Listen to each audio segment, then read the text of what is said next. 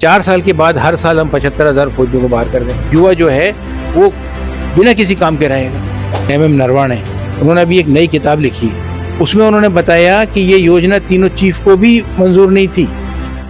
इस वक्त हमारे साथ मौजूद हैं कांग्रेस के पूर्व विभाग के सेना अध्यक्ष मेजर जनरल श्याम श्रीवास्तव जी।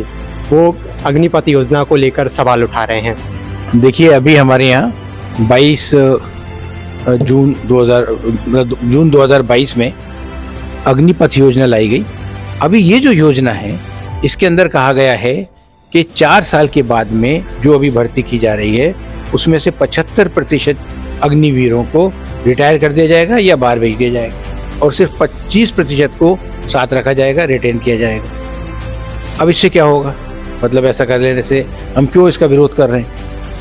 पहली बात तो ये होगी कि अगर मान लीजिए जैसे आज हमारी 14 लाख फौज है और हर साल अभी भी 3-4 लाख की वैकेंसी है, हर साल हम करीब 1 लाख भर्ती करते हैं। 4 साल के बाद हर साल हम 75,000 फौजियों को बाहर कर दें, अग्निवीरों को 25% सिर्फ रखेंगे। 10 साल के बाद हमारी जो फौज है 14 लाख या 12 साल के बाद उसमें से सिर्फ 25% ऐसी होगी जो परमानेंट होंगे, बाकी 75% ऐसे होंगे जिनके पास 1 साल 2 साल 3 साल का एक्सपीरियंस होगा। तो ऐसी फौज के साथ में बड़ी बड़ी लड़ाइयाँ लड़ना बहुत मुश्किल होगा और इससे हमारे देश की सीमाएं कमज़ोर होंगी। 4 साल के बाद में एक बंदे ने सर्विस किया, उसके बाद वो वहाँ से वापस आ गया। उस 4 साल के बाद में वो अनएम्प्लॉयड है, उसके पास में कुछ भी नहीं है। 12वीं पास करके यहाँ से गया था, जो कुछ और कर सकता था वो भी सब कोचिंग वोचिंग नहीं की उसने।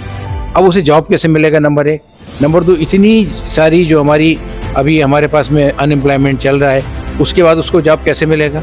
सरकार कहती है हम 12 लाख रुपए देंगे। जो 12 लाख रुपए देंगे उसमें से 6 लाख तो उसी के हैं ना, और उस 6 लाख में 6 लाख इन्होंने दिए, तो भी 12 लाख के अंदर एक बच्चा, एक युवक, आप बताइए अपनी ज़िंदगी के लिए क्या कर सकता है? कौन सा बहुत बड़ा बिजनेस कर सकता है कि वो उसके बाद ताइंद पूरे के पूरे अपने टाइम के ऊपर चला जा सके? ये भी संभव नहीं होगा। तो मतलब इसके अंदर वो किसी भी काबिल नहीं रहेंगे। युवा जो है वो बिना किसी काम के रहेगा और जो थोड़ी बहुत ट्रेनिंग उसको मिली हुई है उससे भी मतलब ये है कि कुछ करने के लायक नहीं है। तो आप थोड़ी सोचिए कितना ज़्यादा मतलब इसके अंदर असमंजस बढ़ेगा लोगों के अंदर। ये लोगों के लिए बहुत ख़राब बात होगी।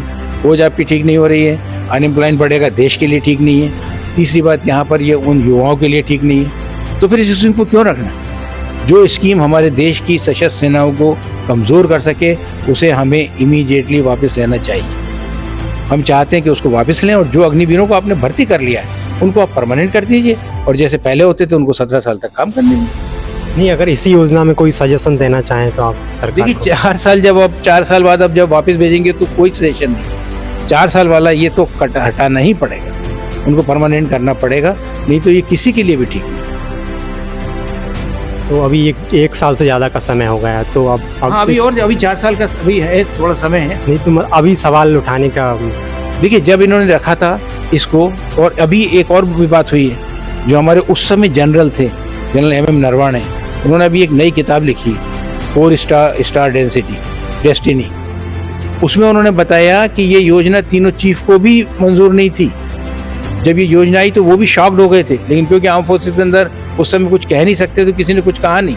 लेकिन उन्होंने कहा कि ये तीनों जो चीफ अवामी स्टाफ जिसकी कि हमने मतलब एडवाइस लेकर के ये सब कुछ करना चाहिए, उनसे भी हमने एडवाइस नहीं ली और हमने इसको लगा दिया। तो उनका मतलब इनडायरेक्टली कहना यही है कि ये बिल्कुल ठीक नहीं। उन्होंने कहा 25% अगर बाहर करते तो भी हम चलो कुछ मान लेते, लेकिन इस तरह तो आप सोचिए क्या हो जाए। तो ये थे retired major general Shyam Srivastava ji. देखते रहिए MP हेडलाइन।